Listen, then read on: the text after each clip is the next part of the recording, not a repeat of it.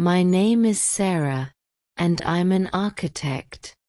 I work for a design company, where I spend most of my time creating and planning exciting new projects. I've always loved my job. It's challenging, but it's what I've always wanted to do. I work hard, and I value the teamwork and camaraderie with my colleagues. One of them is Tom. He's experienced, charismatic, and always willing to help.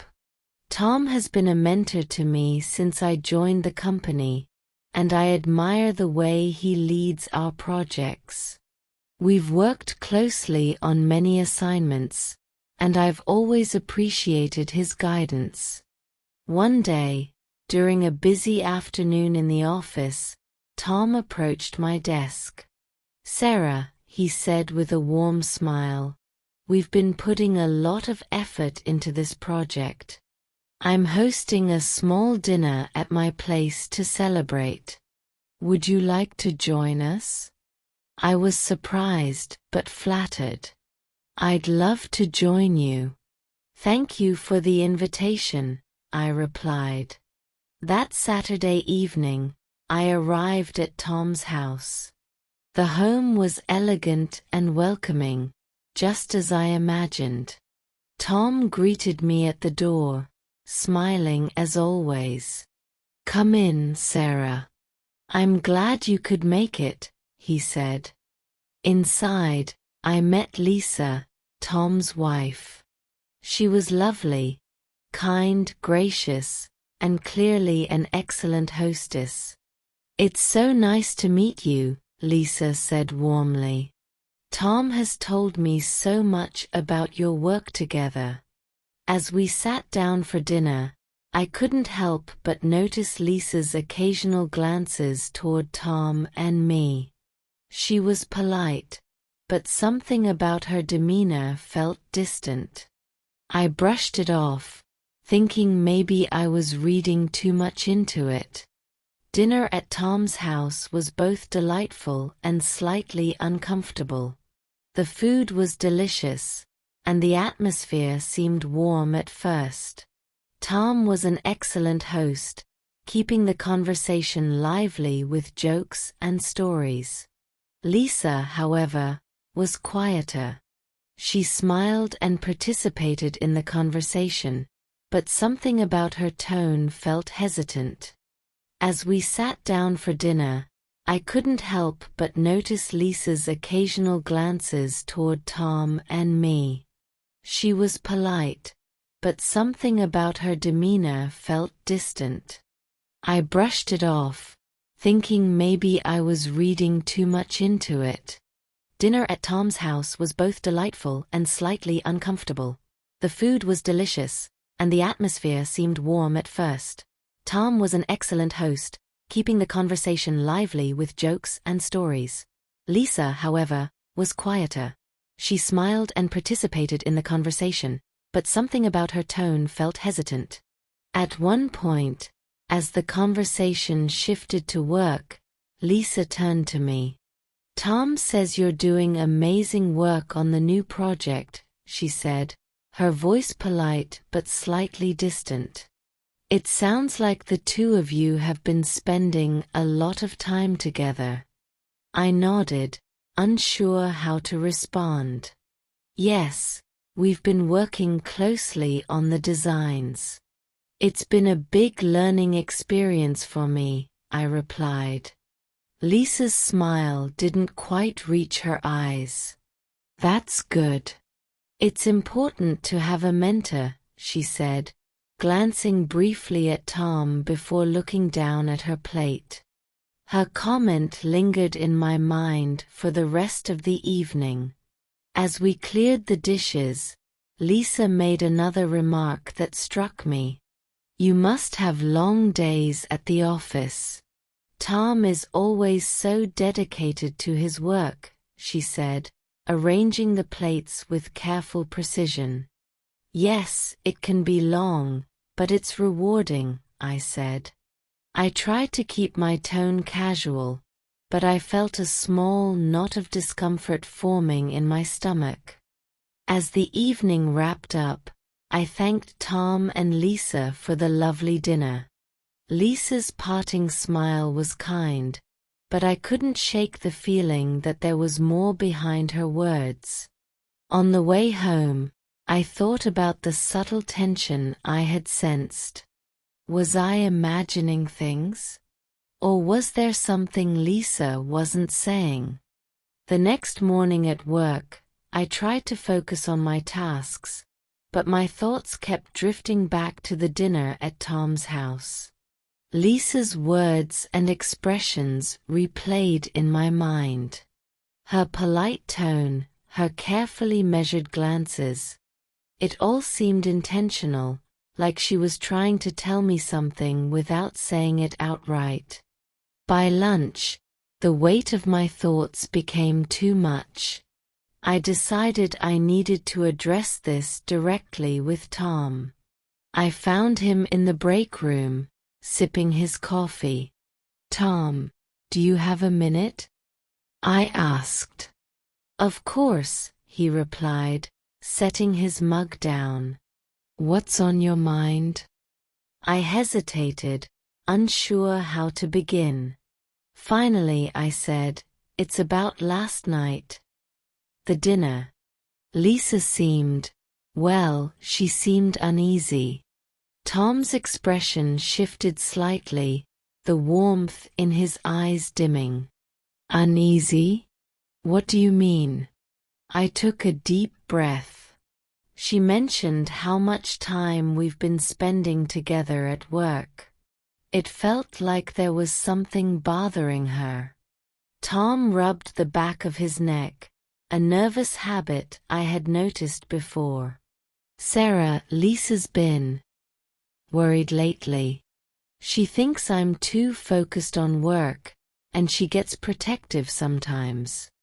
But it's nothing to worry about." "Are you sure?" I asked gently, because it felt like more than that. He sighed, his shoulders slumping. "Lisa and I have been going through a rough patch. I didn't want to bring it to work, but I guess it's hard to separate everything sometimes." Page 19. I didn't know what to say. Tom had always seemed so composed, like someone who had everything under control. Seeing him like this was unsettling.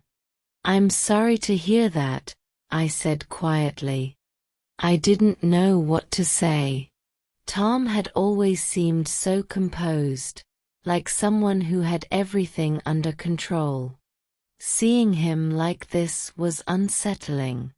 "I'm sorry to hear that," I said quietly.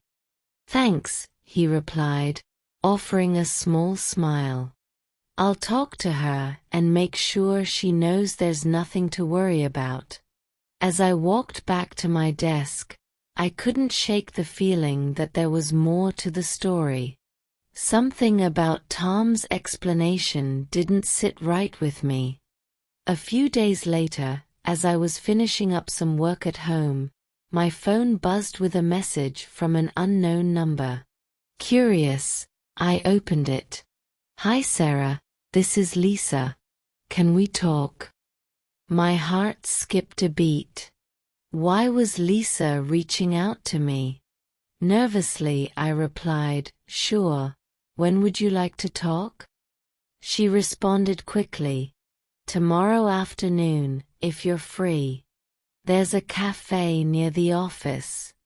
The next day, I walked into the cafe, my stomach tied in knots.